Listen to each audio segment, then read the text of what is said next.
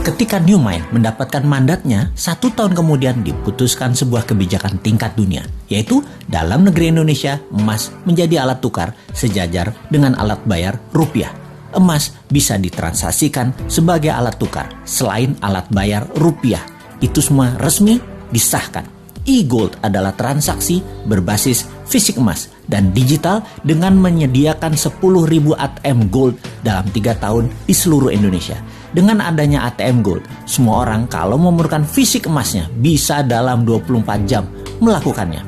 Kemudian, transaksi antar negara dengan Indonesia akan menggunakan emas sebagai alat tukarnya 3 tahun kemudian setelah kebijakan nasional itu dijalankan.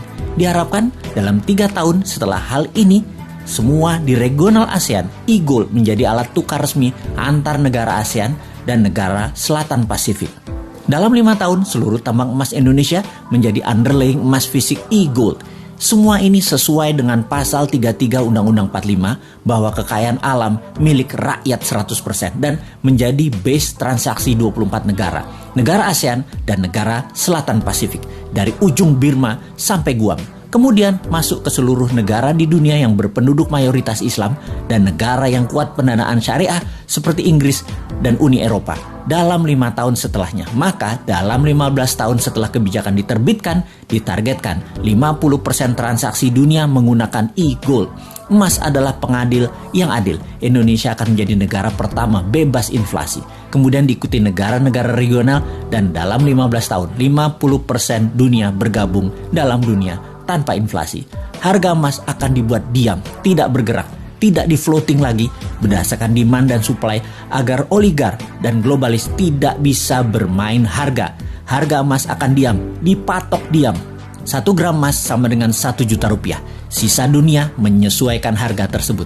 Sejak saat itu, harga di dunia dimanapun atas barang yang sama adalah sama. Sungguh, kita memerlukan konsep bernegara yang sontoloyo untuk membuat Indonesia menjadi negara superpower. Kita tidak butuh populis, tidak butuh diliput kegiatan kecil-kecil. Kita butuh gerakan besar yang berani. Seberani pejuang kemerdekaan tahun 45 ketika mereka ditangkap dan dieksekusi sekutu, juga dieksekusi Belanda. Mata mereka tidak terpejam, wajah mereka tenang, tidak menunjukkan ketakutan atau kemarahan. Wajah mereka seperti diliputi cahaya. Itu kesaksian banyak para tentara asing yang bertempur melawan kesatria bambu kuning tersebut. Semua itu membuat mereka ragu perjuangan mereka, para tentara sekutu dan Belanda itu. Karena di bawah sadar mereka tahu, kesatria bambu kuning ini dibela alam, diberkahi Allah, Tuhan semesta alam. Karena itu, mereka segera sadar dan mundur.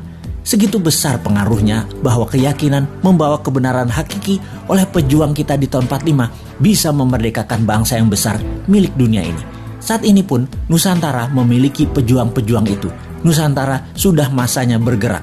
Wahai para pemuda, Anda bersiap berjuang dengan berani, berjiwa tenang karena tahu ini semua perjuangan untuk Indonesia menjadi pengadil dunia teradil untuk membuat dunia ke depan damai selama 1000 tahun.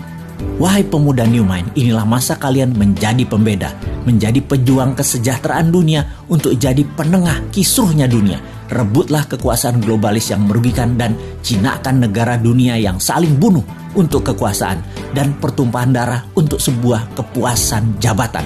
Sudah itu semua. Sebar terus pemahaman New Mind yang bisa membuat Indonesia menjadi negara superpower segera.